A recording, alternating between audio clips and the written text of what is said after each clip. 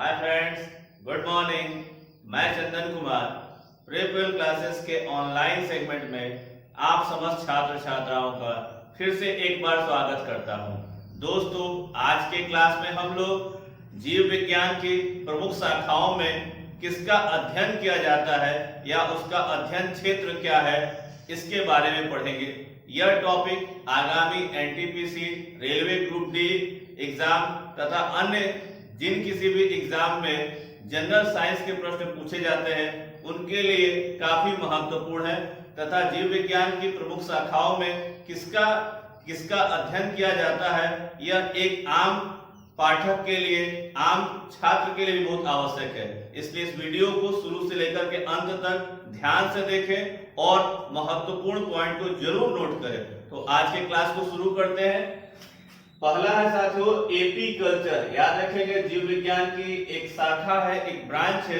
AP culture के अंतर्गत हम लोग मधुमक्खी पालन का अध्ययन करते हैं। मधुमक्खी पालन का अध्ययन करते हैं। मधुमक्खियों के माध्यम से किसानों को काफी शहद प्राप्त होता है और यह उनके आर्थिक रूप से भी काफी सहायक होता है और विज्ञान के दृष्टिकोण से भी काफी महत्वपूर्ण है। अगला है साथियों एंटोमोलॉजी। एंटोमोलॉजी के अंतर्गत हम विभिन्न प्रकार के कीटों का अध्ययन करते हैं। इस पूरे पृथ्वी पर कई प्रकार के कीट पाए जाते हैं और उन सभी कीटों का अध्ययन एंटोमोलॉजी के अंतर्गत हम लोग करते हैं। अगला है साथियों सेरीकल्चर। सेरीकल्चर सेरीकल्चर के अंतर्गत रेशम कीट पालन का अध्ययन करते हैं कि रेशम कीट पालन के द्वारा यहाँ पर भी किसानों को काफी लाभ होता है और यह जीव विज्ञान की एक प्रमुख शाखा के अंतर्गत ये आता है। अगला है साथियों ऑर्निथोलॉजी। ऑर्निथोलॉजी के अंतर्गत पक्षियों का अध्ययन करते हैं। किसका अध्ययन करते हैं? पक्षियों का। इस धरा पर कई प्रकार के पक्षियां प्रकृति के द्वारा प्रदत्त है। इन सभी पक्षियों का जो अध्ययन होता है वो किसके अंतर्गत होता है? उस शाखा का नाम है ऑर्निथोलॉजी। अगला है साथियों ओफियोलॉजी। ओफियोलॉजी के अंतर्गत सर्पों का अध्ययन किया जाता है। याद रखेंगे, सर्पों का अध्ययन। इस पृथ्वी पर कई प्रकार के सर्प, छोटे बड़े, विषैले, कम विषैले या बिना विषैले, कई प्रकार के सांप पाए जाते हैं। किसी की लंबाई बहुत बड़ी होती है। सभी प्रकार के जो सर्प होते हैं उनका अध्ययन इस विज्ञान के अंतर्गत किया जाता है। अगला है साथियों एंथोलॉजी। एंथोलॉजी के अंतर्गत हम पुष्पों का अध्ययन करते हैं। किसका अध्ययन करते हैं? पुष्पों का अध्ययन करते हैं। पुष्प का मतलब फूलों से है साथियों।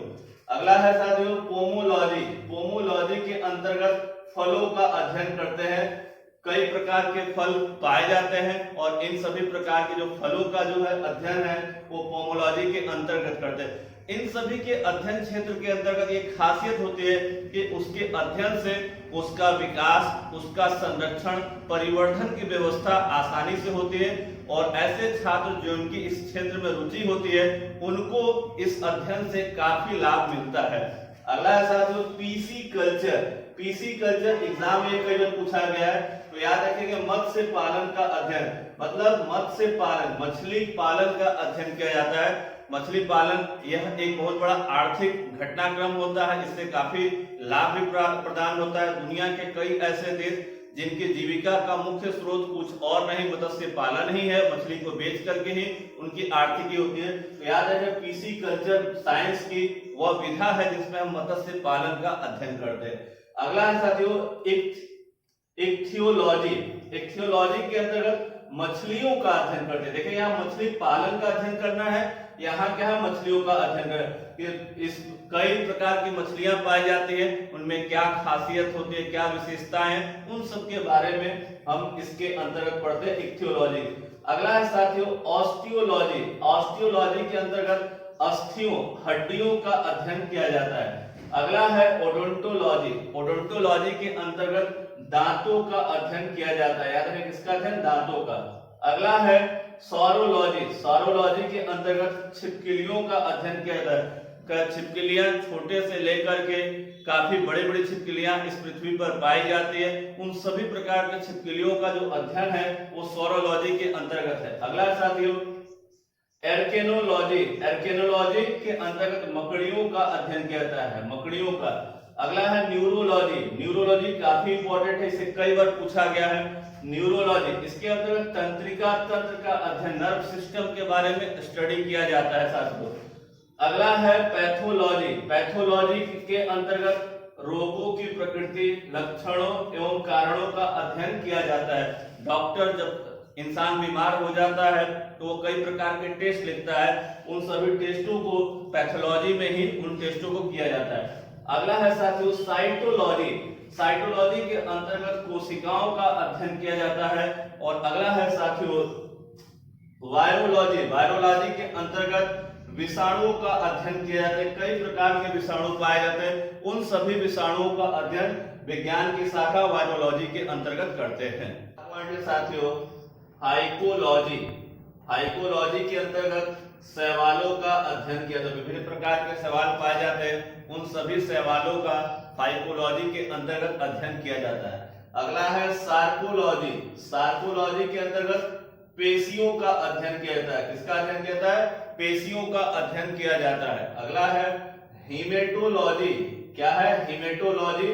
हीमेटोलॉजी के अंदर रुधिर एवं रुधिर रोगों का अध्ययन किया जाता है। याद रखें, रुधिर ब्लड और ब्लड से संबंधित जो रोग होते हैं उनका अध्ययन हीमेटोलॉजी के अंतर्गत किया जाता है। अगला है मेमेलॉजी। मेमेलोलॉजी। मेमेलोलॉजी के अंतर्गत स्तनधारियों का अध्ययन किया जाता है। अगला है माइक्रोबायोलॉजी। साइंस की यह भी काफी महत्वपूर्ण विधा है और माइक्रोबायोलॉजी के अच्छी जानकारी की वजह से पूरी दुनिया में मानव ने और जीव जगत में काफी तरक्की हुई और तरह तरह के रोग बीमारियों को दूर करने में काफी सफलता मिल रही है।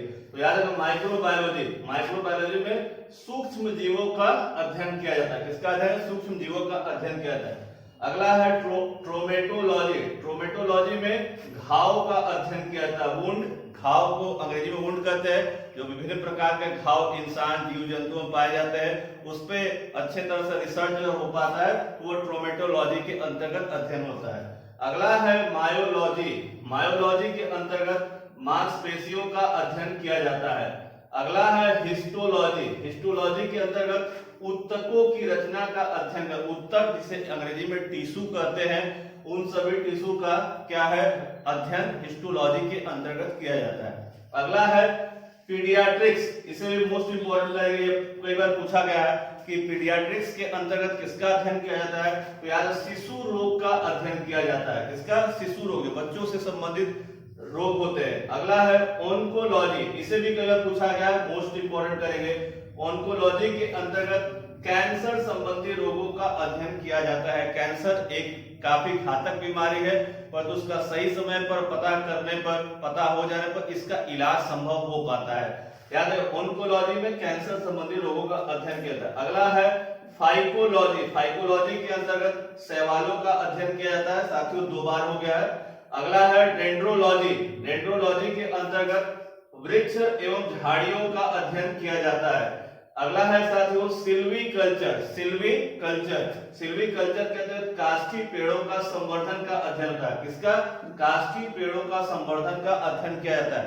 अगला है साथियों जूजियोग्राफी। जूजियोग्राफी के अंतर्गत पृथ्वी पर जंतुओं के वितरण जिसे डिस्ट्रीब्यूशन कहते हैं, उसका अध्ययन होता है। और अगला विज्ञान की बहुत महत्वपूर्ण शाखा है जिसका नाम है जेनेटिक्स। जेनेटिक्स के अंतर्गत साथियों जीवों के आनुवांशिक लक्षण और उनकी वंशागति का अध्ययन किया जाता है। तो दोस्तों आज के वीडियो में हमने विभिन्न प्रकार के शाखाओं, जो जीव विज्ञान की शाखाएं हैं, उनके बारे में अध्ययन किया कि उसमें क्या क्या चीजें होती है। अगर आपको ये वीडियो अच्छा लगा हो तो इस वीडियो को ज्यादा से ज्यादा शेयर करें, लाइक करें और आप अगर हमारे चैनल पर नए हैं तो चैनल को सब्सक्राइब करना ना भूलें। दोस्तों नमस्कार, धन्यवाद।